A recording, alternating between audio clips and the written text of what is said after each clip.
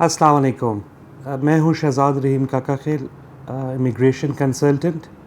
आज आपसे बात होगी फेडरल स्किल प्रोग्राम। कनाडा की इमिग्रेशन का एक प्रोग्राम है which is called the federal skilled worker programme. इसके बारे में काफ़ी लोग क्वेश्चंस करते हैं। इसके क्या क्राइटेरिया है, कितना इसका प्रोसेसिंग टाइम है, क्या इसकी लीगल चार्जेस है। तो इसके बारे में मैं आपको आज डिटेल में बताऊंगा। एक्चुअली जो ये स्किल्ड वर्कर प्रोग्राम है, इनके क्राइटेरिया ये है कि वो 6 फैक्टर्स हैं, उसके ऊपर आपके एप्लीकेशन को वो असेस करते हैं और स्कोर करते हैं। टोटल इसके 100 पॉइंट्स होते हैं और ये डिफरेंट 6 जो मैंने आपको फैक्टर्स बताए हैं, जो अभी मैं आपको डिटेल में उनके बारे में बताऊंगा, उसमें आपको वो हर एक पे जो आपकी एलिजिबिलिटी क्राइटेरिया है आप मीट करते हैं, उसके अगेंस्ट वो आपको वो स्कोर देते हैं। आपका एक टोटल स्कोर आता है आउट ऑफ 100 और उसके बेसिस पे आपकी एप्लीकेशन को असेस किया जाता है और उसमें फिर वो आपको इनवाइट करते हैं कि आप अप्लाई कर सकते हैं इमिग्रेशन प्रोग्राम के लिए। पहला इसका फैक्टर जो है वो है एजुकेशन। उसके आउट ऑफ 100 टोटल 25 पॉइंट्स है। उसमें जो मैक्सिमम पॉइंट्स हैं जिनका डॉक्टरेट पीएचडी हो, उनको 25 में से 25 पूरे मार्क्स एलोकेट होते हैं। इसके बाद आता है जिनके पास मास्टर्स की प्रोफेशनल डिग्री हो, वो किसी डिसिप्लिन में भी हो सकती है। अगर वो मास्टर्स हैं, उनने इकोनॉमिक्स में किया हो, फाइनेंस में किया हो, किसी भी इंटरनेशनल रिलेशंस हो, कोई भी वो एमबीए किया हो, उनको मिलते हैं 23 पॉइंट्स इसमें से। देन आता है बैचलर्स। जो बैचलर्स की जिनके पास डिग्री हो, it could be in any discipline, they get 22 points. इसके बाद आप आते रहें जिनके पास 3 ईयर और लॉन्गर पोस्ट सेकेंडरी डिग्री हो, दे क्वालिफाई फॉर 21 मार्क्स। इसके बाद डिप्लोमा ट्रेड सर्टिफिकेट, उसके जी 19 पॉइंट्स हैं। जिनके पास 1 ईयर का पोस्ट सेकेंडरी डिप्लोमा हो, ट्रेड सर्टिफिकेट हो, दे गेट 15। और जिनका सेकेंडरी स्कूल एजुकेशन हो, उनको मिलते हैं 5 पॉइंट्स।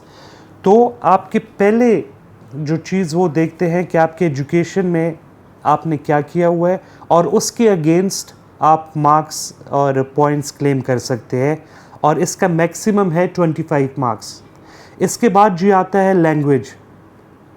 लैंग्वेज में ये है कि अगर आपकी वेरी हाई प्रोफिशिएंसी है, अगर आईलेट्स में या सीएलबी जो उनका सिस्टम है, उसमें अगर आप 9 करते हैं तो आपको मिलते हैं 6 पॉइंट्स।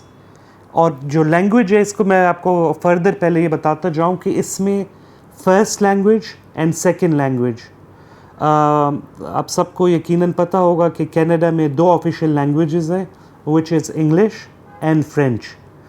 तो अगर आपकी इंग्लिश में बहुत ही वेरी हाई प्रोफिशिएंसी है, सो यू कैन गेट 6। और अगर आपकी हाई प्रोफिशिएंसी है, CLB 8 है, तो आप 5 पॉइंट्स उसमें क्लेम कर सकते हैं।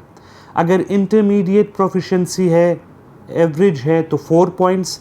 और अगर बिल्कुल बेसिक है और या उस लेवल का इंग्लिश नहीं है, तो उसमें फिर आपको कोई पॉइंट्स नहीं मिलेगा।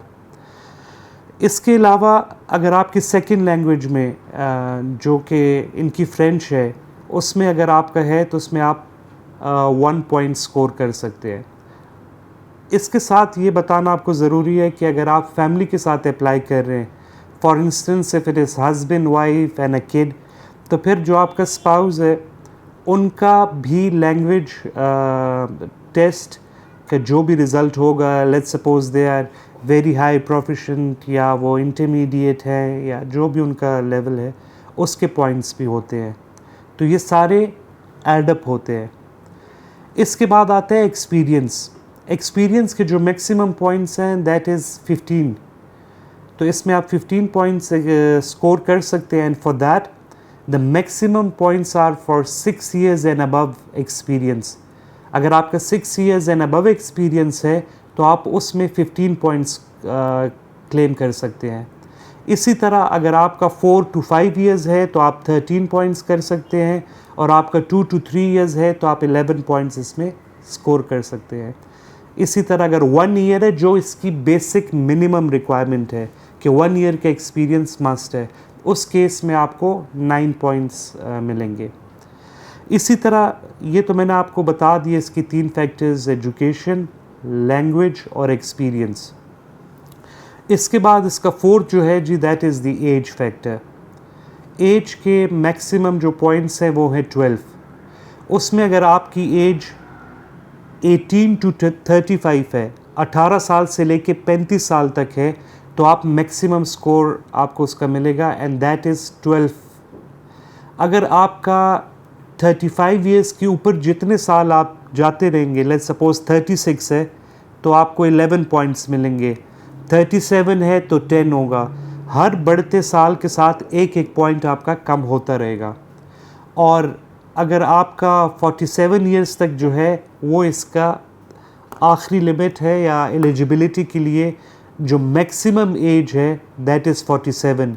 लेकिन ऑब्वियसली अगर आप उस एज में या उसके आसपास अप्लाई करेंगे तो आपको उसके पॉइंट्स नहीं मिलेंगे, क्योंकि जैसे मैंने आपको बताया कि 35 ईयर्स के बाद आपके पॉइंट्स जो हैं वो कम होते रहेंगे।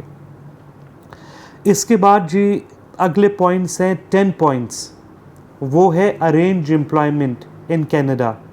अगर आपके पास आप ऑलरेडी वहाँ पर जॉब सिक्योर्ड कर चुके हैं, आपके पास ऑलरेडी वहाँ से जॉब ऑफ़र आ चुका है, तो उसमें और वो उनके LMIA ने कंफर्म किया है आपके एम्प्लॉयमेंट को, जो उनका एक इदारा है, तो आप उसके कॉन्टेक्स्ट में अगर आपके पास वो रिक्वायरमेंट पूरी है तो आप 10 पॉइंट्स क्लेम कर सकते हैं, और ये काफ़ी एज देता है आपके टोटल पॉइंट्स में।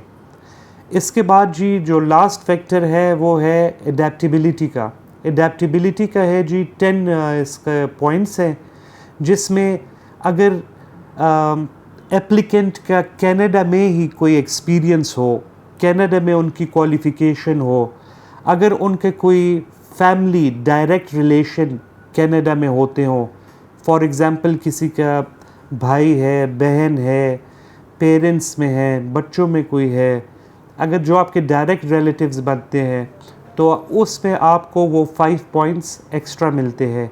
इसी तरह अगर स्पाउस ने कनाडा में एजुकेशन अपनी हासिल की है, या स्पाउस ने वहाँ पर वर्क एक्सपीरियंस है उनका, तो वर्क का भी उनको 5 एक्स्ट्रा पॉइंट्स मिलेंगे, और इसी तरह जी उनको स्टडी के भी एक्स्ट्रा 5 पॉइंट्स मिलेंगे। इसी तरह जी फैमिली का भी मैंने आपको बता दिया है। अगर आपके जो आपको मैंने जॉब्स का भी बता दिया है, और दूसरे 5 पॉइंट्स अगर आपके स्पाउस की लैंग्वेज प्रोफिशिएंसी अगर हो, मतलब वो बेहतर हो, उनका आइलेट्स में स्कोर अच्छा स्कोर हो, तो उसके अगेंस्ट भी आप पॉइंट्स क्लेम कर सकते हैं, and that would be 5 points again. So ये सारे वो 6 फैक्टर्स हैं जिसके अगेंस्ट आपका टोटल जो 100 पॉइंट्स हैं उसमें आप क्लेम कर सकते हैं। उसमें मैंने जैसे आपको बताया, मैं आपको शॉर्टली रिपीट कर देता हूँ। आपके एजुकेशनल बैकग्राउंड, आपकी लैंग्वेज के आपकी लैंग्वेज की एबिलिटी, और वो 2 उसमें है इंग्लिश एंड फ्रेंच।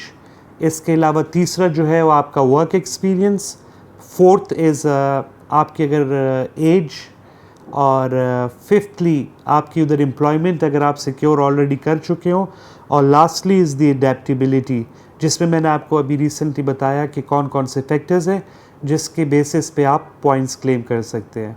अगर आपका ये सारा क्राइटेरिया मीट करते हैं आप, तो फिर आप अपना एप्लीकेशन एक्सप्रेस एंट्री में सबमिट करते हैं।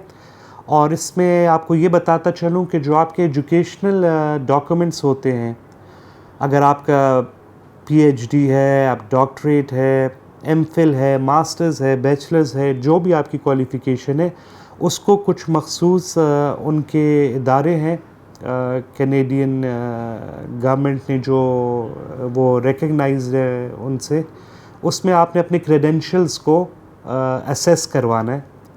तब ही वो आपके, बेशक आपने यूके से पढ़ा हो, आपने यूएस से पढ़ा हो, ऑस्ट्रेलिया से पढ़ा हो, दुनिया के किसी हिस्से से भी आपने पढ़ा हो, आपने अपने फाइनल लास्ट डिग्री को वहाँ से असेस करवाना है।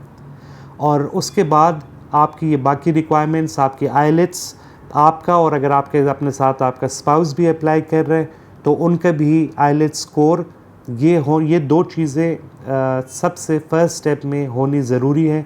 इसके बाद आप अपने एक्सप्रेस एंट्री में एप्लीकेशन आपका प्रोसेस होता है।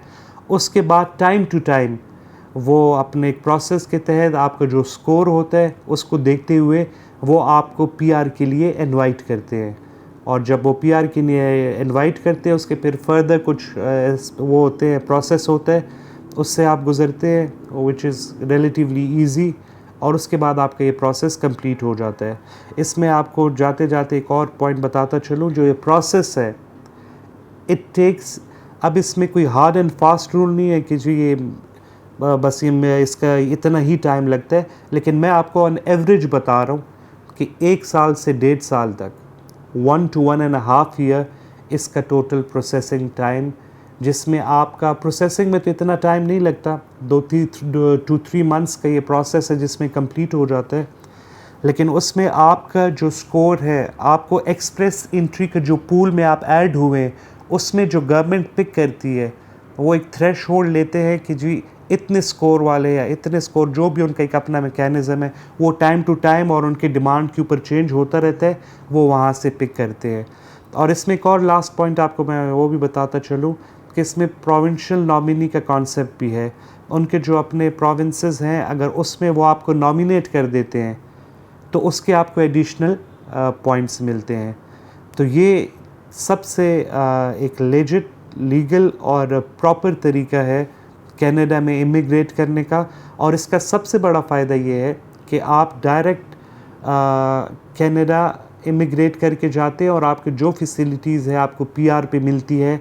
और आगे अगर आप ये पीआर कंटिन्यू करते हैं और आप सिटीज़नशिप और पासपोर्ट की तरफ जाते हैं तो आप उस सब के लिए क्वालिफाई करते हैं और आपको डे 1 से ही परमानेंट रेजिडेंस पे आप सब वो फैसिलिटीज़ अवेल कर सकते हैं।